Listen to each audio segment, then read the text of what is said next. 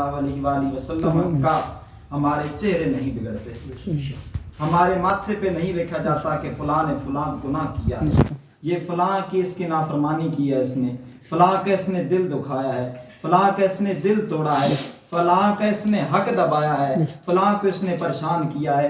حضور ہم صرف اس بات کا شکر ادا کرتے رہیں کہ یہ کرم ہے حضور کا، ہم پر آنے والے عذاب ٹلتے ہیں۔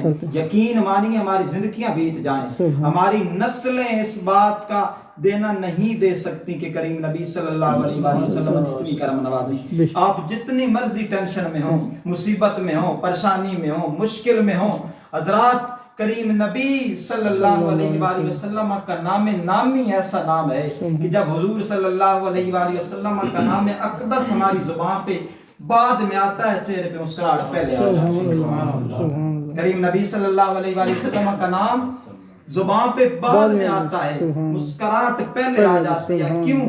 کریم نبی صلی اللہ علیہ وآلہ وسلم ہم گناہگاروں کا درود پاک پڑھنا سنتے ہیں اور اس کا جواب بھی عطا فرماتے ہیں۔ حضرات محترم، اس لیے تو شاعر کہتا ہے کہ الہام کی رم جھم بخشش کی گھٹا ہے۔ سبحان اللہ۔ یہ آج ہم پہ یہ کمرہ ہے نا یار، وہی نارمل روٹین میں جہاں ہم اپنی لائف گزارتے ہیں، اپنے گھر میں بیٹھے ہوتے ہیں، چہرے پہ مسکراہٹ نہیں ہوتی۔ آج ہر دوست بیٹھا ہے، دل کے اندر ایک سکون ہے، چین ہے، اطمینان ہے، قرار ہے۔ کیوں؟